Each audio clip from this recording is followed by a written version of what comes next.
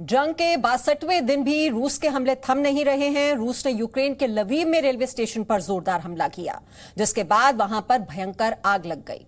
इसके अलावा रूसी हमलों से खार्किव भी तबाह हो रहा है।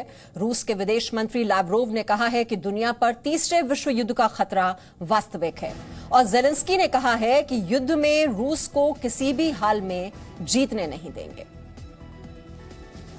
तो जंग का 62वां दिन, लेकिन कोई भी पक्ष अभी भी झुकने को तैयार नहीं है। लवीव रेलवे स्टेशन पर जोरदार धमाका, वो तस्वीर भी आप इस वक्त देख रहे हैं। रेलवे स्टेशन पर किस तरह से अटैक किया गया और यूक्रेन के 2 ड्रोन भी नष्ट कर दिए गए। और वहीं जेलेंस्की अभी भी कह रहे हैं कि रूस को जीतने नहीं देंगे।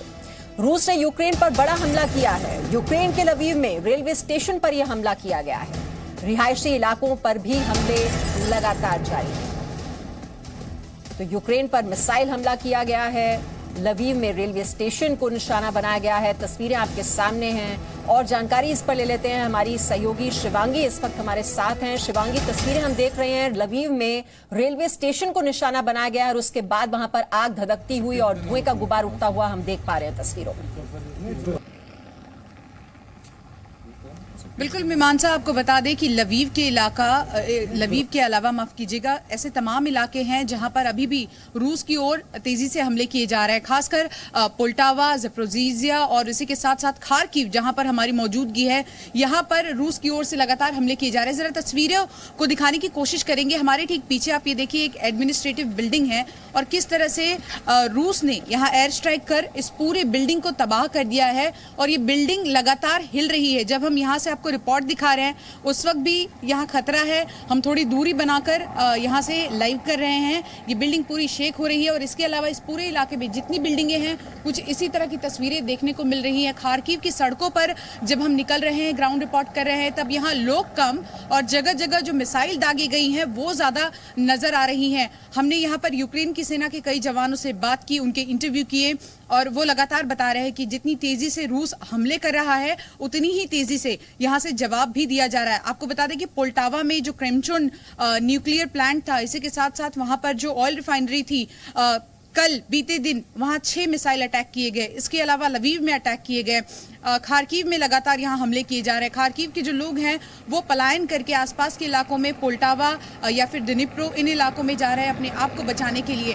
तो जंग यहाँ अभी भी जारी है। खतरा यहाँ और भी ज्यादा बढ़ते जा रहा है और अब जंग अपने दूसरे पड़ाव में है। ईस्टर के पहले तक हमने देखा था कि जंग जो है वो थोड़ा सा धीमा पड़ता जा रहा था, लेकिन जब से रूस के युद्धपोत मॉस्कवा को यूक्रेन दावा कर रहा है कि हमने उसे उड़ाया है नेपच्यून मिसाइल से, उसके बाद से ही ये लड़ाई जो है और तेज होती चली जा रही है। और यहाँ ग्राउंड पर हम आपको बता दें कि रिपोर्टिंग करना भी बहुत मुश्किल है। लगातार एयर रेड सायरन्स जो हैं वो बजते रहते हैं और लोगों से अपील किया जाता है कि वो सुरक्षित जगहों पर जाए। हालांकि खार्किव में इस वक्त ज़्यादा लोग मौजूद नहीं हैं, लोग सुरक्षित ठिकानों पर चले गए हैं, लेकिन जो वॉलंटियर्स हैं या जो मीडिया प्रेस के लोग यहाँ पर मौजूद हैं या फिर जो आपको बताया लोकल पुलिस है जो यहाँ पर लोगों को चेक करती है कि कोई कहीं बाहर से तो नहीं आया, जासूसी तो नहीं कर रहा। आपको एक उदाहरण के जरिए समझाने की कोशिश करेंगे कि जब हम यहाँ पहुँचते हैं तो हर एक चेक पोस्ट पर हमारी 2 बार 3 बार चेकिंग की जाती है। और खासकर जो लड़ाई वाले इलाके हैं, खार्किव का इलाका है, डिनिप्रो का इलाका है, जहाँ अभी भी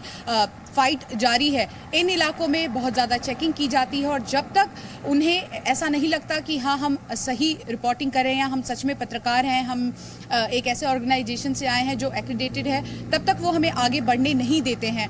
और इस वक्त ग्राउंड की अगर हम बात कराएं तो खासकर जब मैं यहाँ ग्राउंड रिपोर्टिंग के लिए पहुँची हूँ तो एक फीमेल रिपोर्टर को देखकर कई सवाल उनके मन में आते हैं, क्योंकि उन्हें सबसे पहले तो ये लगता नहीं कि हम जी काफी मुश्किल परिस्थितियों में आप वहां से रिपोर्टिंग कर रही हैं Shivangi. Presenting B News app available on Google Play and App Store. Download it now.